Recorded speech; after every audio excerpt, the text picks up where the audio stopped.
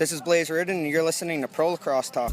Tom Schreiber. Sidearm whip, scores! Now in front, Pll scores!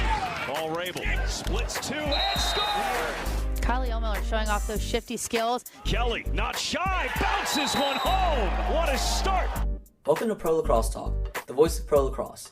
I'm Hutton, he's Adam, and together we're bringing you interviews with your favorite players and coaches, as well as news from all 4 professional lacrosse leagues. We're stoked to have you guys for another episode of Pro Lacrosse Talk. Adam's coming to you from Baltimore, and I'm back in the DC metro area this weekend. Adam, how are you doing today? I'm good, my man. Just got done another class of jiu-jitsu. Not going to lie, I think there were a couple times where I should have tapped out a little bit earlier, but hopefully I'll be able to handle my way through this podcast with you. Yeah, no, I took my Army fitness test today at 4 in the morning, so I am matching your fitness energy today, hopefully. But, we got a lot to talk about this week's episode, including discussing the first PLL team to punch their playoff ticket, as well as some teams that are trending in the right direction in the PLL and the MLL, and some that are trending in the wrong direction. So we've got a lot to talk about today, but let's start off with the fast break. Adam, why don't you take it away? Yep, absolutely. We're going to start back with the MLL from last week. The Cannons topped the Outlaws 16-13. The Rattlers got their second win by defeating the Blaze 16-14. The Bayhawks in Game 2 of their series against the Lizards won 11-9. And the following day, a little less of a close game where the Bayhawks destroyed the Lizards 24-7. This past weekend, on August 10th, the Blaze defeated the Cannons 14-13, and the Bayhawks defeated the Outlaws 12-9. And in the third game of the weekend, the Rattlers got their third straight victory, defeating the Lizards 15-11. In the PLL, the Chaos clinched their first ever playoff berth for a PLL team by defeating the Redwoods 13-10. The Chrome topped the Whipsnakes in a shootout 20-16, keeping their playoff hopes alive. And on Sunday, the Archers took down the Atlas 15-11. There's your fast break. Those are the games from this past weekend, as well as the MLL games from the prior weekend that we haven't covered yet. So let's dive into our quick stick, some news around the leagues. In the NLL, Joel White signed a deal to return to the Georgia Swarm after a 1-year hiatus from the NLL. The Roughnecks re-signed Jessie King for 2 years. He was pivotal in their championship run this year. In the MLL, the Cannons traded attackman Nate Solomon, a 2020 4th-round pick in the MLL draft, to the Lizards for short-stick defensive midi John Danigelis. And tickets for the MLL Championship in Denver just went on sale on Tuesday. Some PLL news. The PLL signed a huge deal with Gatorade through 2020 as a sponsorship. So actually, Adam, let's talk about this PLL Gatorade deal. Adam Stern of Sports Business Daily, he reported the deal is through 2020, and although financials have not been revealed, Paul Rabel has been said to be seeking 7 figures annually for large partnerships. So that's big news to me. I mean, Gatorade's a huge sponsor that's hasn't been in lacrosse yet. What were your thoughts on this big deal? Yeah, this is just yet another huge move like we've been seeing from the PLL all season, whether it's on the field, outside sponsorships. This is just another kind of domino effect from the PLL. And Gatorade doesn't just sign with anyone. You see the type of athletes they sign with for lucrative sponsorships are top-tier NBA players, top-tier NFL players with brands already. So they clearly think they're getting in early with the PLL for something big. So only good news coming out of this deal with the PLL. Like you said, it's big that Gatorade doesn't really just sign with anybody, and it's through 2020. And I think what's telling is that they say that Rabel's asking for 7 figures, which is big because we can be as excited as we want about how the play on the field is with the PLL, but it did take a large investment from investors to get this thing off the ground. They obviously have a plan, to keep funding going for a little while, but they're going to have to sign these big sponsorships like they did with Adidas to really put their name on the map and keep this league going. So I think it's very encouraging to see what Paul and Mike were able to do with this deal. So yeah, definitely encouraging, and I'll be interested to see what the prop bet is for what Gatorade color gets dumped on the winning coach in the championship in Philly. Absolutely. All right, with that, we're going to take a quick break and hear a word from our sponsor today, and then we'll get back into the action.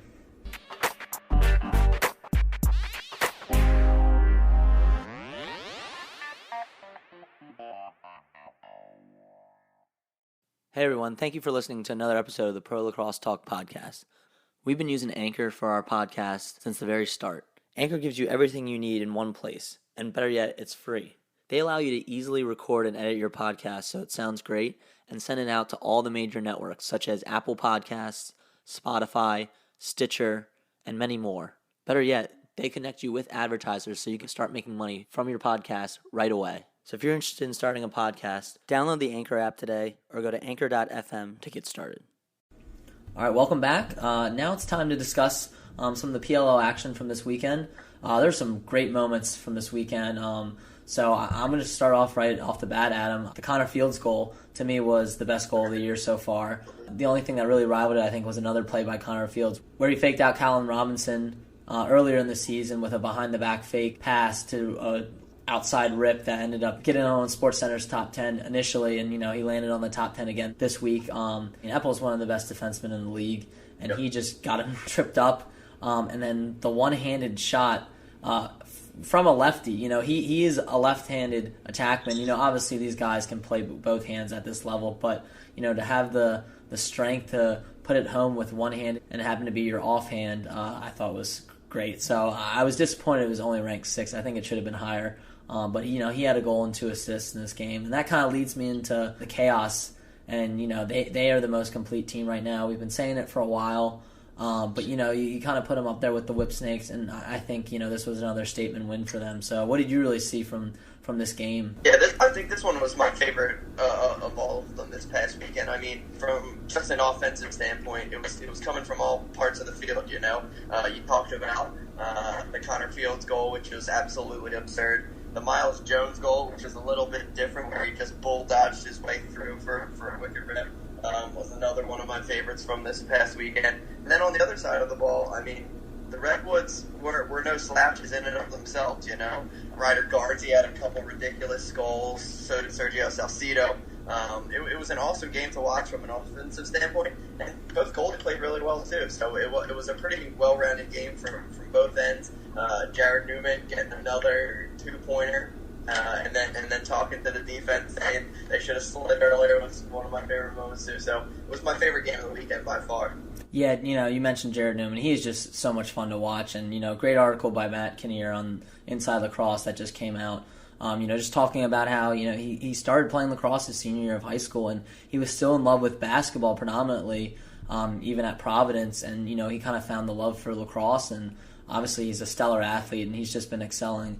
And that kind of, makes me think, I tweeted out earlier this week, I really think the biggest thing, he's benefited the most from the PLL. He's gotten it done on the field, so I don't want to take away anything from him, but, I don't think he would be this big of a star had he not, come over to the Premier Lacrosse League, and they've not been doing such a stellar job with their social media. I mean, we talked to Jules Henningberg, and he hit the nail on the head how they give these players, this footage right away that they can post on their Instagram, and they're all about the engaging with the fans, and I don't think anyone engages with the fans more than Jared Newman.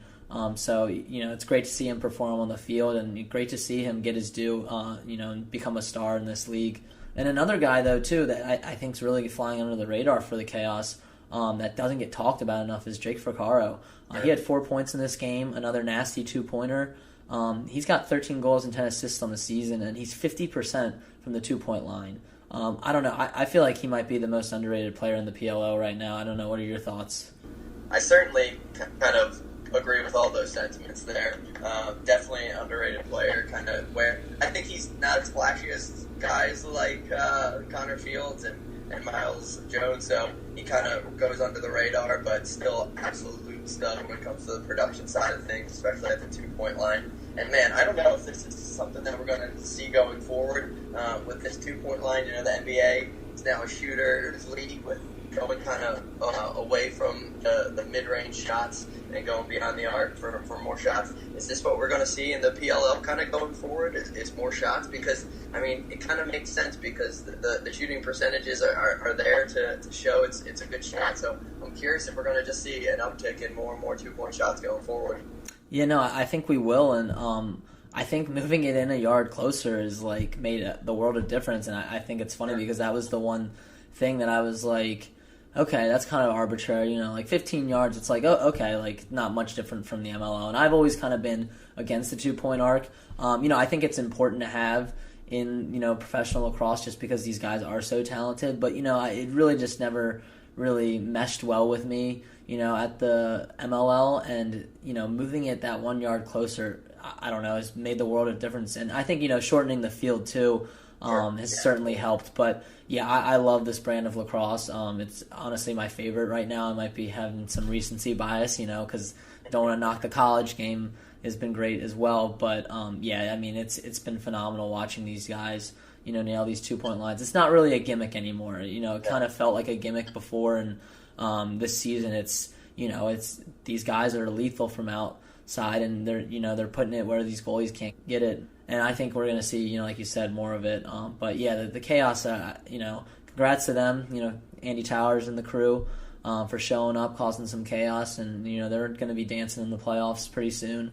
And this team is scary. I mean, we don't even talk about how Miles Thompson and Josh Byrne have been out with injuries. When they get them back, I mean, they might be unstoppable. So a lot of fun to watch. But there's another team that we want to talk about that's kind of on the upswing as well. They got a big win in the Archers. What did you see from this game, Adam? This was a big one for the Archers. They were able to stay in the playoff hunt and jump to third in the standings currently. Atlas fell to fifth, so currently they're not in the playoffs right now. So this was a huge one. And the names that are synonymous with the Archers really came out the ball. Marcus Holman, 4 ridiculous goals. Tom Schreiber, just absurd. He's absolutely the best player in all of professional lacrosse by far, just with a bunch of goals himself.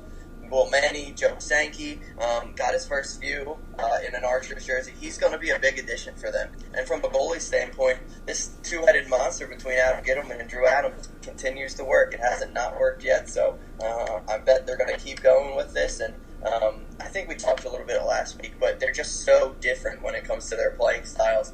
Adam Gittleman's a shorty and plays one hand.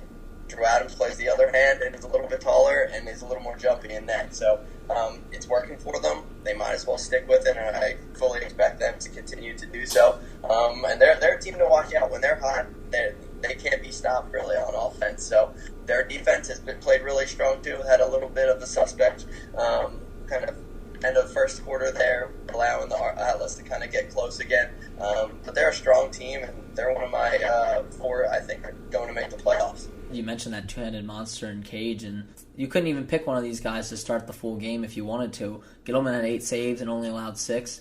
Adams, had 9 saves, only allowed 5. In the previous week, it was pretty close as well. And like you said, I think having those 2 different style goalies really has benefited them. It kind of gives them an opportunity to start fresh in that second half. And like you said, if they can just kind of clean up, letting those goals in right at the, the final minute of these quarters, which they let a goal in each of the first 3 quarters that kind of, kept the Atlas in this game, but they, nipped it in the bud in the fourth. If they can do that, I think they're going to be scary, come playoff time.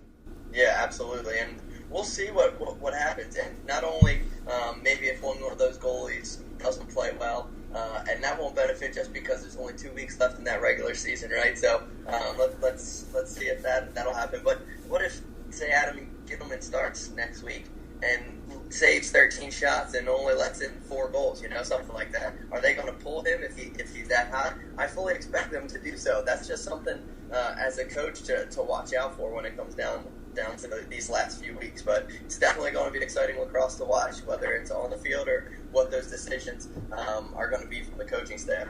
Yeah, no, definitely. And now let's talk about some of these teams that are finding themselves in the loss column recently. 2 teams that kind of got me a little bit worried are the Whipsnakes and the Redwoods. Whipsnakes got into a shootout with the Chrome, could never really gain that lead. Matt Rambo didn't play in the second half, other than a power play, and he was 0 for 5 in the first half. So a lot of talk behind, Jim Stagnita's decision to bench him. It seemed like it was some off-the-field issues between him and Stagnita. Maybe they got into it a little bit. I didn't see anything. When Stagnita was asked why Rambo wasn't in, he just gave a pretty ambiguous answer, didn't really answer the question. So definitely something went on there behind the scenes. Hopefully they can put that in the past, and hopefully we see Rambo, suit up again next week. I think it was just something that Stagnita wanted to prove a point, and I think he figured that, if he wanted to make the point, then now was the time to do it. So I think we'll see Rambo, return to form. Who knows what went on behind the scenes, but I'm not too worried about the Whip Snakes. I think they'll be fine. They just got to win one more game. I don't think they want it to be the last week of the season to get into the playoffs, but I think they're going to be just fine. They, like we said, they got into a shootout with the Chrome, still scored 16 goals, so they're going to be fine on offense, and I think Kyle Bernhardt just had a bad first half. Kudos to Stagnita for putting him back in there in the second half after benching him at the end of the second quarter, so I think they'll be all right, but like I mentioned, the Redwoods, I think, are what worry me a little bit more. And it's not the attack. Jules has been playing well. Ryder's been playing well. Kavanaugh has been a little bit quiet, but he'll get going. I'd like to see Westberg involved a little bit more. And the defense has been stellar, led by Garrett Epple and Timmy Troutner and Cage. And I think the real issue right now is the face-off. Grenlian battling some injuries. He was not on the roster this weekend. They went with Jerry Raganese, who was their trade pickup from the deadline. And he got rocked in his PLL debut, to put it frankly. 27.2% face-off percentage. You can't put too much on him, given that it was, his first start as a PLL player. But, if you can't get these possessions, they're going to struggle down the stretch. We've seen it, and they pulled out a game against the Whip Snakes despite, not doing well at the X. But, that was kind of on their defense. You can't just get it done in two facets of the game. You have to win at the face-off X and the ground ball battle, and it sounds like Beast is going to be back next week, but who knows if he'll be able to stay healthy. I mean, he suited up twice coming off of injuries and then re-injured himself, so it'll be interesting to see how he does against Joe Nardella, who's one of the better face-off guys in the league right now. Yeah, it'll be interesting to see. He did tweet a little bit ago. He's really excited that it's actually a game week for him. So we'll see. Hamstring injuries are weird ones. You could be thinking you're at 100%, and just like that, you're re-aggravated and you're down for a couple weeks. So we'll see what happens with them. And their offense is just going to have to continue to produce like they have been. That was, like I said, that was my favorite game of the weekend. From the Whip Snake side of things, too, what an outlier of a game. I mean, the Chrome scored 9 goals. Scored 7 goals the week prior. Then they scored 10 in the first quarter of this week, which was the most in PLL history. So they are the most up and down team I've ever seen. So I think the Whip Snakes just got hit with the Chrome when they weren't really expecting it. So it's a wild kind of time for them. We'll see if they go 3 weeks in a row without being able to notch that playoff berth, and that'll be an interesting one too, because they could fall to the bottom of the playoffs if it comes to next week. So I'm curious what to see. They had an awesome game from a variety of areas. Connor Kelly came up big for them, a couple 2-point goals as well, but we'll see what happens when it comes to the Whips going forward. I think this will be a statement game coming up this weekend for them. I think they're going to be hungry. I think Matt Rambo is going to put last week behind them for a big week. So we'll see what happens, but I'm a little less worried about the Whips than you probably. Yeah, no, I agree. I'm a little bit more concerned about the Redwoods, but like you said, it's going to be a great game. I think that's the game to watch coming up next week. Yeah, we'll see. Major playoff implications on the line between those teams. But let's shift gears to the MLL now. Another team that's really rolling is the Bayhawks.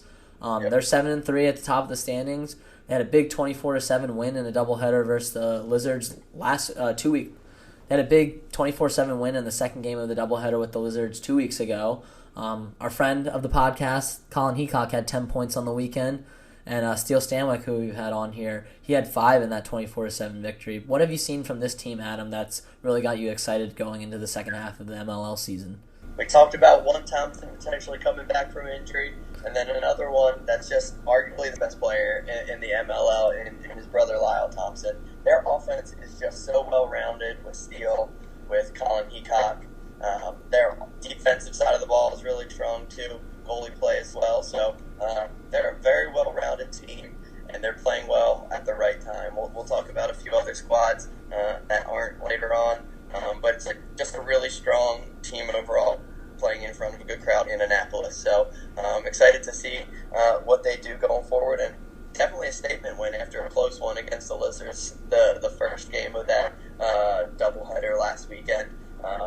but to come out and score 24 goals, whether it's professional lacrosse, pee-wee lacrosse, high school, college, that's a beatdown, but whatever level it is, and to come at the professional level with something else. Yeah, no, definitely. And, they got a big game against the Cannons this weekend. I'm actually going to be at that game. Cannons are sitting at second in the standings, so definitely a big game to watch coming up this weekend.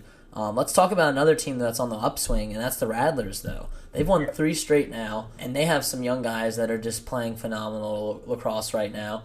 Bradley Bubba Voigt, Syracuse product, who went undrafted in both leagues. He's been playing lights out since joining the Rattlers a few weeks ago. He led the stat sheet last weekend with 6 points, including 4 goals, 2 assists in their win over the Lizards.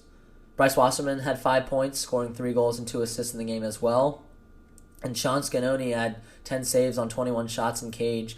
So the young guns down in Texas are really getting it done. They're turning into an exciting team to watch. We kind of talked about how they're a young team, a little bit inexperienced, and that kind of hurt them going 0-7 out the gate. But they've really been clicking, and, they could make a run still at the playoffs. It's still kind of wide open. I still think they find themselves on the outside looking in just because of their awful start at the beginning of the season, but they've been fun to watch. I mean, Bubba Voigt's just been a highlight reel on the field, and, they're really playing good lacrosse right now and pulling out these wins against some good teams. Yeah, no, absolutely. I do think they're probably on the outside looking in when it comes to the playoffs here. I mean, they're 3 games back currently in the standings for a playoff spot, so with 6 left, they have to win at least 4 to get in. So I don't see that happening, unfortunately, but it's a good story for them to kind of bounce back. Now, from the Lizard standpoint, man, I don't know what to say. That team's kind of just in shambles right now. So great story from the Rattlers, kind of coming up big. Their Twitter is really enjoying this last couple of weeks of success, which is great for them to promote the squad down in Texas. But great story for them. Don't see them making the playoffs, but hey, maybe if some of the Rats are listening to this, that's kind of bulletin board material for them to say, prove PLT wrong. Yeah, no, absolutely. But let's talk about a team that's on the opposite end. Started out 6-1, and then has dropped their last 3 to be 6-4. The Outlaws have not been playing good lacrosse, Adam. They've scored an average of only 10 goals in their past 3 games. And in the Bayhawks game, they lost 12-9, despite Max Adler winning 23 of 24 faceoffs. How do you only score 9 goals when your faceoff guy wins 23 of 24 faceoffs? I mean, that's just absurd to me. They looked frustrated, to say the least, when they played the Rattlers a couple weeks ago with a pretty ugly brand of lacrosse. John Grant Jr. did not look happy when he was on the sidelines. They just haven't been clicking lately, Dylan Ward hasn't been an issue most of the year. Had not a bad game this past week with 13 out of 20 saves on 25 shots. But he was not on par last week, letting in the first 6 or 7 shots he faced last week. So they all have room for improvement, and the good thing is, from their standpoint, we've seen them excel this year already. We've seen that offense click. Maybe there was just kind of a downturn in production for that small lull of the season the last few weeks. But I fully see them kind of turning things around. But it'll be interesting to see what they do forward. Maybe if they change a few things up on the offensive side of the ball or what the case may be. But I'm nervous about them, a little bit worried. But luckily for them, when it comes to playoff contention, like I said a couple weeks ago, the standings seem to be kind of, whether it's the 1 through 4, wherever those teams may land, those are the 4 I think will make the playoffs. But they have some issues to work through, and they have a couple weeks before the playoffs to kind of figure those things out. We talked about the last game. Aslanian had 3 points. Grant Jr. and Curry only contributed 1 point, and Ryan Lee was held off the score sheet. Those are their big guys. They needed them to come to play, and they turned the ball over 24 times in the game against the Bayhawks. You just can't win when you turn the ball over 24 times. So hopefully they get it together. They got a big game coming up against the Rattlers, a rematch from 3 weeks prior. So I know they want to get on the right side of the win column in that one. So we'll be interested to see how they respond this week. With that being said, let's go into our game picks. Adam, you and me 2 weeks ago when we were just picking the MLL games, both went 2-2. But you had a big week this last week. You went 4-2 while I went 2-4. So you have pulled within 1.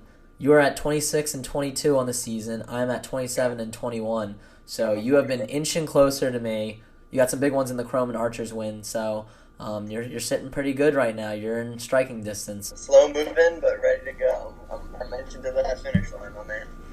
For sure. So let's start off with the MLL games. On Saturday, you have the Blaze at the Lizards. Who are you picking in this one?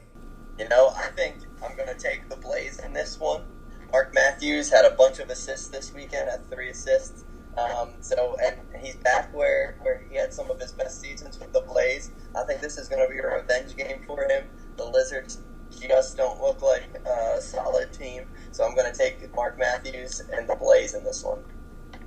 Yeah, I'm going to go with the Blaze as well in this one for the reasons you mentioned. They just got to make sure they, really lock down on defense, but just been going off of how the Lizards haven't really been able to get too much production at the midfield in the games that they've lost. I think, they kind of shut them down, and that's where their strength will lie, is, kind of running the ball down in transition and, getting Stotts and Mark Matthews and Shane Jackson kind of involved really early on in this game to get off to a big lead that they can ride out into a win. So I'm picking the Blaze as well. Following that game, you have the Cannons at the Bayhawks, a game I'll actually be at. Who are you picking in this one? I'm going to take the Bayhawks in this one. It's going to be a battle of the 1 and 2 seeds currently in the standings. But I think the Bayhawks offense is clicking. It's clicking a little bit better currently than the Cannons. So I'm gonna take the home team and the Bayhawks. Yeah, I'm going to go, Bayhawks as well. And I think they're going to throw some looks on defense at this Cannons offense, that's been playing really well, with Will Sands and Mark Cockerton. So, yeah, I think we see the Bayhawks kind of get out to an early lead. And, it's going to be a close one for sure. But, too much offensive firepower for that Hawks team. So I'm going Bayhawks as well. And then following up with that, we have the Outlaws and the Rattlers. Adam, who are you picking in this one? I'm going to take the Outlaws in this one. The first time a few weeks ago when the Rats came into Denver, I kind of think the Outlaws overlooked them a little bit and were a little bit shocked and played one of the worst games I've seen them play this year. So I'm expecting them to kind of come out on full throttle. Don't think John Grant Jr. and Curry are going to combine for 1 point this week. I think that number's going to be a little bit higher. Dylan Ward's going to play well, and the Outlaws are going to take this one. I'm going with the Rattlers again, just because, I've been picking them as an upset past few weeks. They're going to be at home, so I think the boys in Texas are going to come out to play, and the young guns are going to take it to the Outlaws, so I'm going Rattlers in this one. All right, so that brings us to the PLL. I'll go first for these ones. In Hamilton, Canada, on Saturday, we have the Archers versus the Chaos. So this is a big one for both teams. The Chaos can kind of, sit back a little bit. I think they're still going to come out and play because that's just their style. I don't see Andy Towers' squad, taking the foot off the gas at all. So I'm going to go Chaos in this one. I think it's going to be a close one. Archers are, still trying to hang in that playoff hunt right now. But the Chaos' offense is too crazy good right now. And it sounds like Josh Byrne might be back from injury. So who knows if we'll see him suit up next week. But if they have him back, just another weapon on that team, that bomb squad that they boast. So I'm going Chaos in this one. And I'm going the Archers. I'm going to be at least one game up on you in the standings when it comes to our rankings next week. I think the Archers are starting to click when it's the best time of the season, too, with a couple weeks in the regular season. They know this is a big one. Tom Schreiber on the pod really talked about kind of a slow burn and starting to play well after that All-Star game. And I think they have. I think if that defense continues to play well like it should, that two-headed monster in goal continues to play well, I think the Archers are going to pull this one out and stay in that 3 spot or even move up to that 2 spot depending on how we go with the Whips. It's definitely going to be a fun game to watch. And then following that, we have Atlas versus Chrome. I'm going to go Chrome in this one. I think they're playing well. I think the Atlas, I don't think it's equipped to handle that offense. I think the one thing the Atlas do have going for them is Trevor Baptiste. He's going up against Connor Farrell, who's been playing really, really well recently, and he's established himself as the number 1 guy with the Chrome. So this is going to be a dogfight. I'm going to go with Coach Dom Starja's group in the Chrome. And I'm going to go the reverse side of things and take the Atlas. What we really haven't seen this year is a big Paul Rabel game from the founder of the league. I think he wants to make a statement. I think he wants to make the playoffs in the first year of the league that he created. Their offense played pretty well last week, and the Chrome are so up and down. I could see them scoring 10 goals in the game like they scored 10 goals in the first quarter. So I'm going to take Trevor Baptiste, Paul Rabel, and the Atlas in this one. I think you make a good point about Paul. You know, it'd be hard to see the Atlas going into the final week of the season with nothing to play for other than, you know, the seeding for the draft pick. So I kind of have to agree with you that, you know, I think it's going to be a big day for Paul, but I'm still going with the boys in chrome. And then on Sunday, our final PLL matchup will be the Redwoods at Whipsnakes, probably the most anticipated matchup of this weekend in the PLL. And I'm going to go with the Whipsnakes in this one. You know, I think the Redwoods are going to come out and really perform, but, you know, it's the face-off X is a big question mark for me, and it's not for the Whipsnakes. You know, Joe Nardell has played well all season. That offense has been lethal. I mean, you just look at a guy like Connor Kelly who hasn't suited up for them, you know, every game this season, and he just steps in and, you know, has a monster game. Who knows if we see Matt Rambo come back to form, and they can score the 2.2 with Chaney and Earhart, you know, from behind the arc. So, you know, I think this team's lethal, and I think they're going to get it done against the Redwoods. I do think it's going to be close, though, like all these PLO games have been. You know what? I'm going to take the Redwoods in this one. I think solely for the fact that it's a pretty enticing storyline when it comes to the standings, where a team like the Whipsnakes could have been the first to make the playoffs, and for it to come down to potentially the last week of the regular season for them to get into the playoffs. I'm going to take it for the storyline. I think the Redwoods offense is clicking on all cylinders like we were talking. Friend of the pod, Jules Hennenberg, is playing well. Ryder Garnsey really picking it up late. And Timmy Troutner, let's see if he can pull it out against one of the best offenses in the league. So I'm taking the Redwoods in this one for a couple of reasons, but we'll see what happens from here. So this is going to be a big swing, my man. We have 4 different games this week, so one of us is going to have a potentially big lead when it comes to the end of the weekend. Definitely, we definitely picked a lot of different teams, and so it'll be interesting to see who's you know, on top at the end of this weekend. But you know, that concludes our podcast for this week. We ask you guys go ahead and subscribe on Apple Podcasts, Spotify, Stitcher, wherever you listen to this podcast. Leave us a review. We really appreciate your reviews. And you know, and tweet at us or message us on Instagram if you have any feedback that you want us to know. We really do listen to your feedback. You know, like this podcast, we decided to not go the route of recapping every game specifically, but kind of talking the big storylines, and I think it turned out for the best that way. So we do take your feedback into consideration. Absolutely. And next episode, we're going to have our first Bros in the Pros. We interviewed brothers Jake Bernhardt and Jessie Bernhardt. Jake plays for the Whipsnakes, Jessie plays for the Bayhawks, and so we're really looking forward to that interview and sharing that with you guys. It was great having those guys on. I really enjoyed talking to both of them, and they're both very passionate about the game, so it's nice to get that perspective from 2 different brothers. And then following that, we have head coach of the Chrome, Dom Starja himself. He'll be joining us, and we'll be talking Chrome and how their season's been going. And then following that, we have KS Midi Teamer Class. So we got a lot of great guests coming up this week. I think the interviews themselves are great for us, as well as it hopefully is for the players, and kind of gives them a platform, you know, to kind of share their story. We're all about learning, you know, more about the players, what they do in the off season, and you know what they do outside of lacrosse as well. Because you know, this is a player-driven sport. It's a community-based sport, and we really enjoy talking to these guys. So we appreciate them all agreeing to come on our show. But with that, let's go to overtime. Adam, what are you looking forward to most this weekend? I'm going to have to go with that Atlas Chrome game. It's a big one. Loser of this one pretty much is done with the playoffs. The Atlas statistically could still be in it, and the Chrome are definitely out if they lose. I'm definitely looking forward to seeing some big names come up big in the Atlas Chrome game. Awesome. Well, I'm going to go with the MLL game, probably because I'm going to be there, but the Bayhawks game against the Cans this weekend, really looking forward to being there. This is my first Bayhawks game of the season in person, so I can't wait to be back in the Chesapeake Bay area. And I'm excited particularly, too, because they're having a Military Appreciation Day, and I love when, you know, the leagues have those days devoted to our military. You know, being a reservist myself, you know, I really appreciate what they do to honor, you know, our military, especially those guys fighting overseas. So really looking forward to this weekend, and, you know, hopefully the Bayhawks come away with a win. Absolutely. Before we finish up, Hutton, do you want to give your Twitter handle for our loyal followers to give you a follow potentially? Yeah, so you guys can follow me at Hutton Jackson, HUTTON JACKSON. And Adam, what's your handle so the guys can follow you? Yep, absolutely. I'm at Adam Moore PLT. So looking forward to having some conversations with some of you fans over the next couple weeks before we head into the playoff round. But feel free to give us a follow. We'd love to chat with you fans. So definitely give us a shout out if you want to chat. Find us on Twitter. We're at Pro Lacrosse Talk on both Twitter and Instagram. But we love engaging with you guys. We're fans just like you guys, so we don't try to get high and mighty on anything. We just want to talk lacrosse, and that's kind of why we started this. So definitely looking forward to talking with you guys and sharing some more episodes with you. But this wraps up episode 14. Thank you guys for listening, and we hope you tune in next time to Pro Lacrosse Talk.